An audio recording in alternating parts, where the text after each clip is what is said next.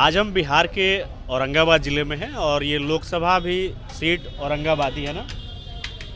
यहाँ से बीजेपी के सुशील सिंह जी 2 बार से सांसद हैं और तमाम लोकसभा में हम लोग घूम रहे हैं और ये जानने की कोशिश कर रहे हैं कि 2024 को लेकर के माहौल क्या है, पब्लिक क्या सोच रही है। सर आप कुछ कहेंगे?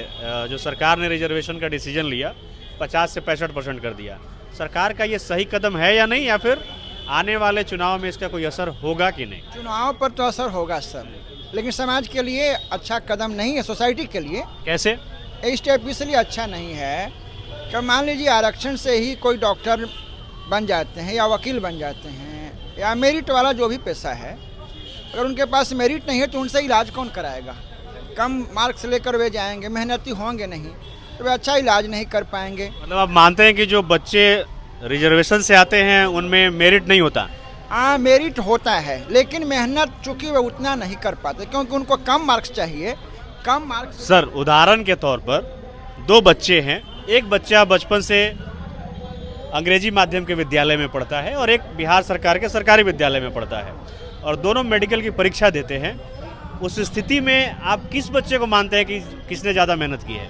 नहीं, मेहनती दोनों हैं, बावजूद इसके नहीं, जिस परिवेश में दोनों पले बढ़े हैं उस स्थिति में तो ये साफ पता चलता है ना कि जो बच्चा सरकारी विद्यालय में पढ़ा हुआ है उसने ज़्यादा मेहनत की है, तब वो वहाँ तक पहुँचा है कि वो मेडिकल का एग्ज़ाम फेस करने के लिए रेडी हुआ। आप कह रहे हैं कि उसमें मेरिट नहीं है? बावजूद इसके जिसके पास मेरिट है, अगर उसको आप अपॉर्चुनिटी नहीं देंगे तो यहाँ से फिर ब्रेन ड्रेन हो जाएगा। विदेशों में लोग चले जाएंगे जिनके पास मेरिट है, क्वालिफिकेशन है, अच्छी शिक्षा है, उसकी सेवा इंडिया को नहीं मिल पाएगी, विदेशों को उसको शिक्षा मिलेगी। आज जाकर देखिए आप, यूएसए में, यूके में हर अच्छे पोस्ट पर इंडियंस हैं। ऐसा आखिर क्यों है? इसलिए कि यहाँ से ब्रेन ड्रेन हो रहा है। आपका जो मेरिट है इंडिया से पलायन हो जा रहा है।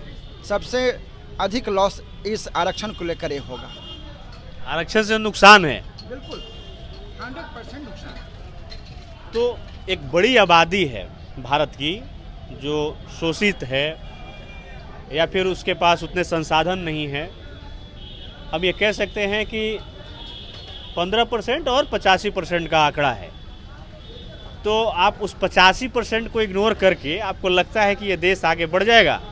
इग्नोरेंस नहीं होगी सर। उसके लिए कुछ सेवाएं ऐसी हैं जहां पर कम मेरिट्स वाले लोग भी अपना योगदान देंगे तो वे काफ़ी अच्छा काम करते हैं।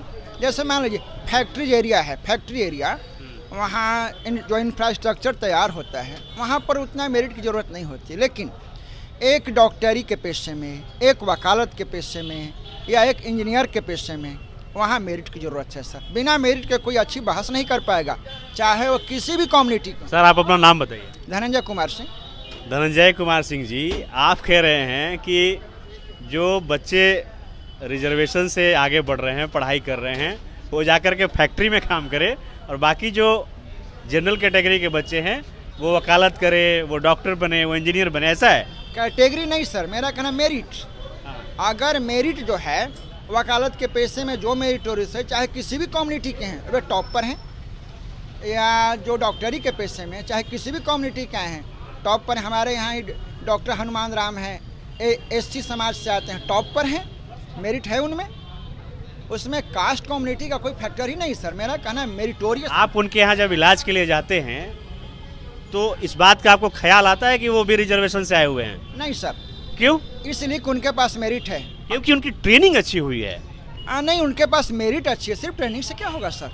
ट्रेनिंग यदि आप किसी भी नॉन मेरिटोरियस को आप कराएंगे तो टॉप मोस्ट नहीं आ पाएगा। सिर्फ ट्रेनिंग का कोई मतलब नहीं है सर। सूरदास को, तुलसी को कोई ट्रेनिंग नहीं थी, मेरिट उनके पास मेरिट थी। रैदास जी के पास, कबीर जी के पास मेरिट थी सर। वे किसी भी कम्युनिटी के थे, मेरिटोरियस थे। धन्यवाद सर आज के लिए। चलिए ठीक है। तो ये लोग हैं औरंगाबाद लोकसभा क्षेत्र के, जिनसे हम बातें कर रहे थे आने वाले 2024 के चुनाव के बारे में कि क्या कुछ यहाँ के लोकल मुद्दे रहने वाले हैं और क्या कुछ आने वाले चुनाव में जो केंद्र की सरकार है उसके लिए चुनौतियाँ हैं। बाकी ऐसे ही खबरों और अपडेट्स के लिए आप देखते रहिए डेमोक्रेसी एक्सप्रेस।